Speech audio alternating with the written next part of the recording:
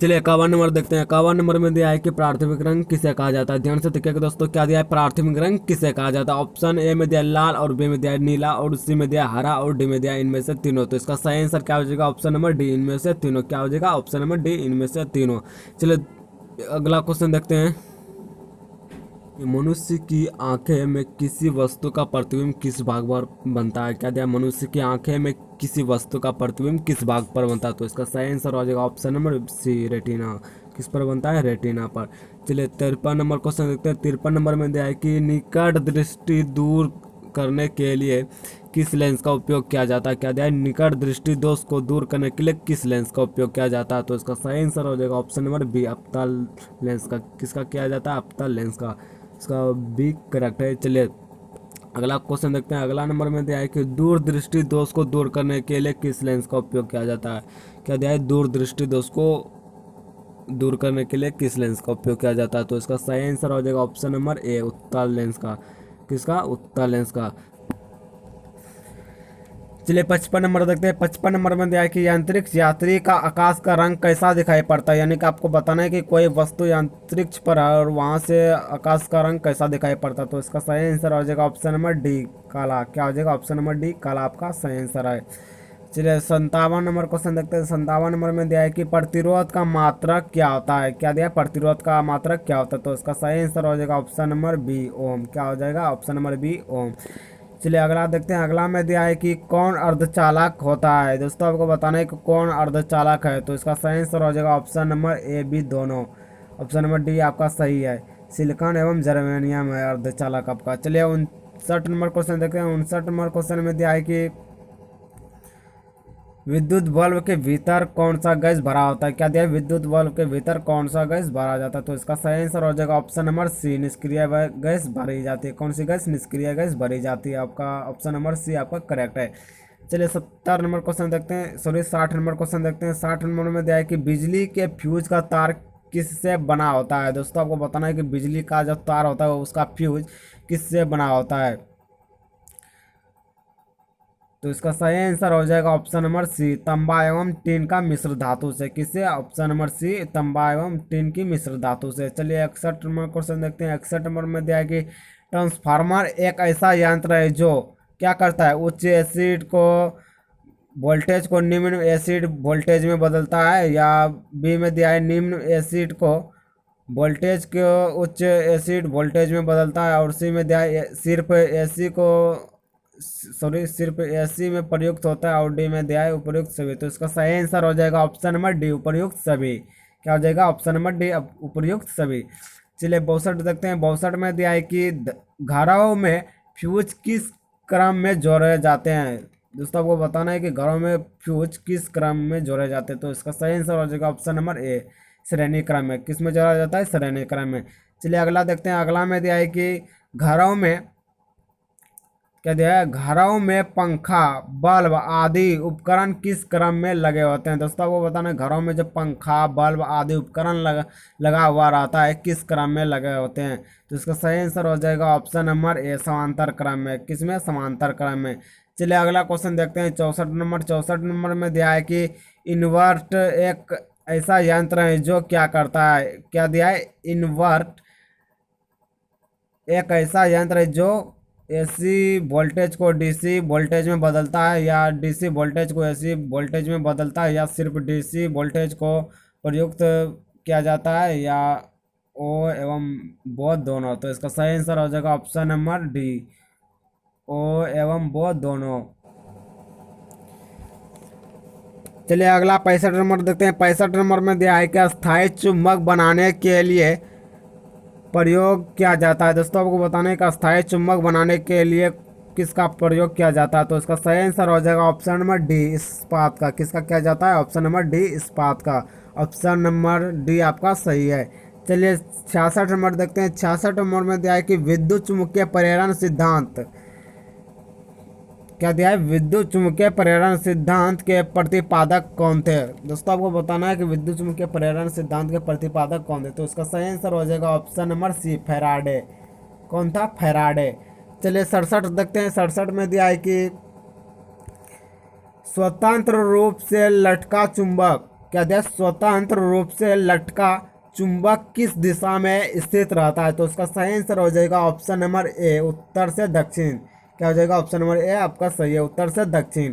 चलिए 68 नंबर देखते हैं। 68 नंबर में दिया है कि नाभिकीय रिएक्टर में मंदन के रूप में प्रयोग किया जाता है। दोस्तों आपको बताना है कि नाभिकीय रिएक्टर में मंदन के रूप में प्रयोग किसका किया जाता है? तो उसका सही आंसर हो जाएगा ऑप्शन नंबर डी, भारी जल का। किसका हो जाएगा, भारी जल का। चलिए 69 नंबर क्वेश्चन देखते हैं। 69 नंबर में दिया है कि नाभिकीय रिएक्टर में नियंत्रक के रूप में प्रयोग किया जाता है। दोस्तों अगला वाला क्वेश्चन में था कि मंदन, और इसमें दिया है नाभिकीय रिएक्टर में नियंत्रक के रूप में किसका प्रयोग किया जाता है? तो इसका सही आंसर हो जाएगा ऑप्शन नंबर बी, कैडमियम का।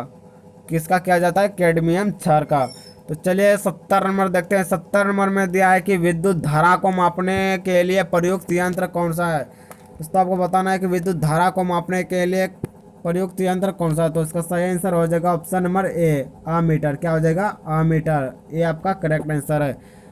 चलिए अगला 71 नंबर देखते हैं। 71 नंबर में दिया है कि विद्युत परिपथ में फ्यूज कार्य करता है। दोस्तों आपको बताना है कि विद्युत परिपथ में जो फ्यूज होता है उसका कार्य क्या है? तो इसका सही आंसर हो जाएगा ऑप्शन नंबर बी, विद्युत परिपथ की रक्षा करना। क्या हो जाएगा, ऑप्शन नंबर बी, विद्युत परिपथ की रक्षा करना। चलिए 72 नंबर क्वेश्चन देखते हैं। 72 नंबर में दिया है कि उगता एवं डूबता सूर्य लाल प्रतीत होता है क्योंकि? दोस्तों आपको बताना है कि उगता और डूबता सूर्य लाल प्रतीत क्या होता है? तो इसका सही आंसर हो जाएगा ऑप्शन नंबर बी। क्या हो जाएगा, ऑप्शन नंबर बी, लाल रंग का प्रकीर्णन सबसे कम होता है। चलिए 73 देखते हैं। 73 में दिया है कि दो समतल दर्पण एक दूसरे से 90 के कोण पर झुके हुए हैं, इसके बीच रखी हुई गेंद के प्रतिबिंबों की संख्या कितनी होगी? तो इसका सही आंसर हो जाएगा ऑप्शन नंबर ए, 3। क्या हो जाएगा, ऑप्शन नंबर ए, 3। चलिए 74 देखते हैं। 74 में दिया है कि विद्युत बल्ब का फिलामेंट किस धातु का बना होता है? तो इसका सही आंसर हो जाएगा ऑप्शन नंबर सी, टंगस्टन का। क्या हो जाएगा, ऑप्शन नंबर सी, टंगस्टन का। चलिए 75 देखते हैं। 75 ऊंचाई पर चढ़ता हुआ व्यक्ति आगे की ओर क्यों झुकता है? तो इसका सही आंसर हो जाएगा ऑप्शन नंबर सी, स्थायित्व बढ़ाने के लिए। किसके लिए, स्थायित्व बढ़ाने के लिए। चलिए 76 देखते हैं। 76 नंबर में है कि प्रकाश वर्ष की इकाई क्या है? क्या दिया है, प्रकाश वर्ष की इकाई क्या है? तो इसका सही आंसर हो जाएगा ऑप्शन नंबर बी, दूरी की। किसकी इकाई है, दूरी की। चलिए 77 नंबर देखते हैं। 77 नंबर में दिया है कि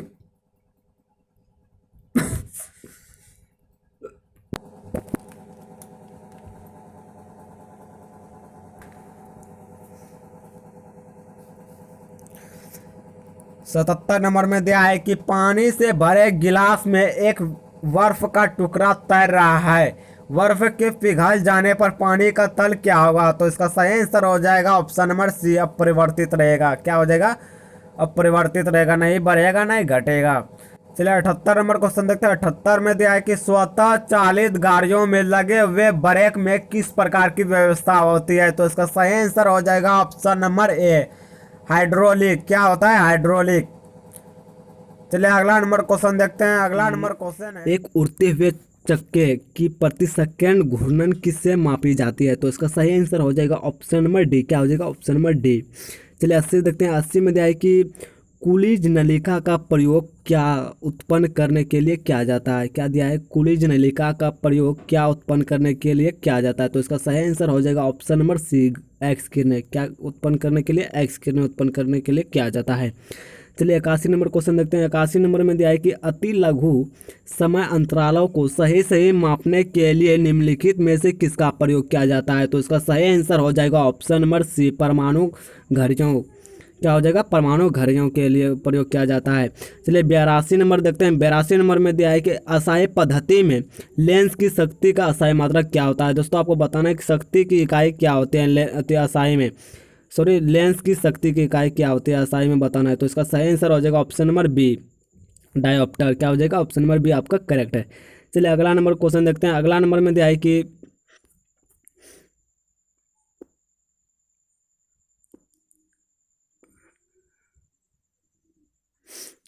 चलिए 83 नंबर क्वेश्चन देखते हैं। 83 नंबर में दिया है कि निम्नलिखित में से कौन सा एक व्युत्पन्न परिमाण नहीं है। क्या दिया है?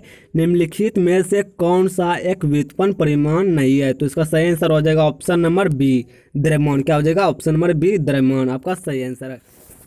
चलिए 84 नंबर देखते हैं। 84 नंबर में दिया है कि निम्नलिखित में से किसकी इकाई न्यूटन मीटर नहीं है। क्या दिया है? निम्नलिखित में से किसकी इकाई न्यूटन मीटर नहीं है। तो इसका सही आंसर हो जाएगा ऑप्शन नंबर ए। क्या हो जाएगा? ऑप्शन नंबर ए आपका सही आंसर है, बल, क्योंकि बल का असहाय मात्रक न्यूटन होता है। यहाँ दिया है न्यूटन मीटर। तो इसका सही आंसर क्या होगा? Option number A.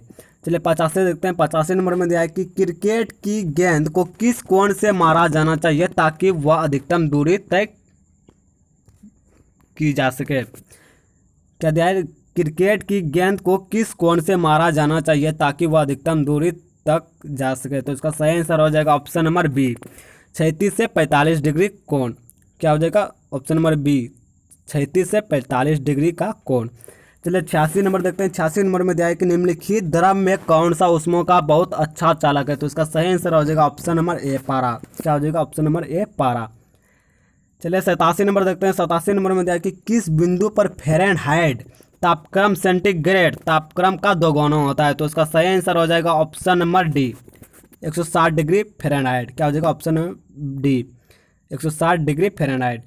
चलिए अगला देखते हैं। अगला में दिया है कि सेल्सियस में माप का कौन सा तापक्रम 300 डिग्री केल्विन के बराबर होता है। क्या दिया है? सेल्सियस में ताप का कौन सा तापक्रम 300 केल्विन के बराबर होता है। तो उसका सही आंसर हो जाएगा option number B, 27 degree Celsius. क्या हो जाएगा? 27 डिग्री सेल्सियस। यानी कैसे समझे? 27 डिग्री सेल्सियस बराबर होता है 300 केल्विन। कितना होता है? 300 केल्विन, याद रखिएगा।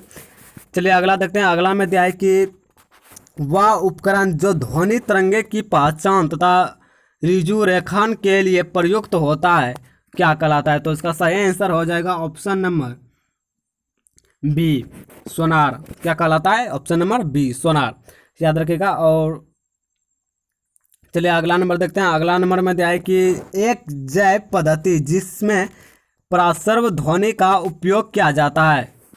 क्या दिया है? एक जैव पद्धति जिसमें प्रासर्व ध्वनि का उपयोग किया जाता है क्या कहलाता है। तो इसका सही आंसर हो जाएगा ऑप्शन नंबर ए, सोनोग्राफी कहलाता है। क्या कहलाता है? सोनोग्राफी।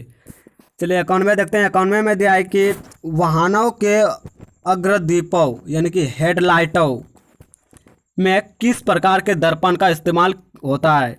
तो इसका सही आंसर हो जाएगा ऑप्शन नंबर डी, परावलयीय दर्पण। क्या हो जाएगा? ऑप्शन नंबर डी, परावलयीय दर्पण, ऑप्शन नंबर डी। चलिए अगला देखते हैं। अगला में दिया है कि जब कोई वस्तु दो समानांतर समतल दर्पण के बीच रखी जाती है तो बने हुए प्रतिबिंबों की संख्या क्या होगी। तो इसका सही आंसर हो जाएगा ऑप्शन नंबर डी, अनंत। क्या हो जाएगा? ऑप्शन नंबर डी, अनंत। चलिए 93 देखते हैं। 93 में दिया कि एक मनुष्य 1 मीटर से कम दूरी की वस्तु को स्पष्ट नहीं देख सकता है, वह व्यक्ति किस दोष से पीड़ित है। तो इसका सही आंसर हो जाएगा ऑप्शन नंबर ए, दूरदृष्टि दोष से पीड़ित है। चलिए 94 देखते हैं। 94 नंबर में दिया है कि निम्नलिखित प्रकार के कांच में से कौन सा एक परावैंगनिक किरणों का विच्छेदन करता है। क्या दिया है? निम्नलिखित प्रकार के कांचों में से कौन सा एक परावैंगनिक किरणों का विच्छेदन कर सकता है। तो ऑप्शन ए में दिया है सोडा कांच, और बी में दिया है पायरेक्स कांच, और सी में दिया है जेना कांच, और डी में दिया है क्रूकस कांच। तो इसका सही आंसर हो जाएगा ऑप्शन नंबर डी, क्रूकस कांच। क्या हो जाएगा? ऑप्शन नंबर डी आपका सही आंसर है। चलिए 95 नंबर देखते हैं। 95 में दिया है कि प्रकाश की गति किसके बीच से जाते हुए न्यूनतम होती है। क्या दिया है? प्रकाश की गति किसके बीच से जाते हुए न्यूनतम होता है। तो उसका सही आंसर हो जाएगा ऑप्शन नंबर ए, कांच, ऑप्शन नंबर ए आपका करेक्ट आंसर है। चलिए 96 देखते हैं। 96 में दिया है कि विकिरण की कण प्रकृति की पुष्टि किसने की जाती है।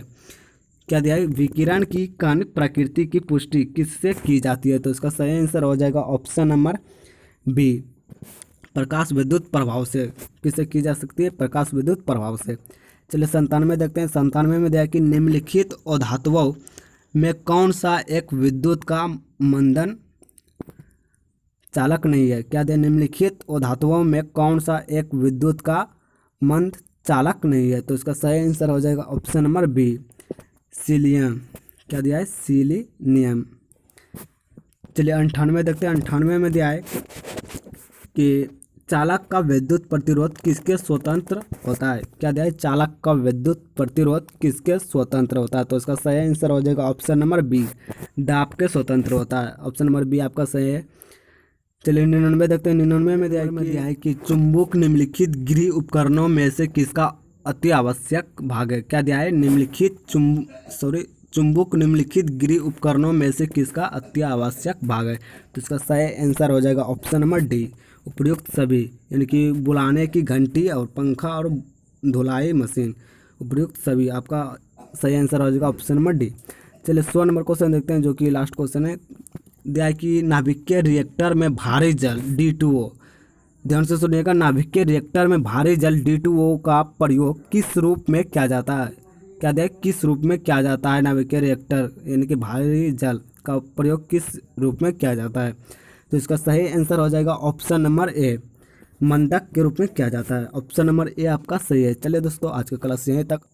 और जो हमारे चैनल को अभी सब्सक्राइब नहीं किए, सब्सक्राइब के बटन को दबाकर और बेल आइकन को जरूर प्रेस करें और वीडियो को लाइक जरूर करें।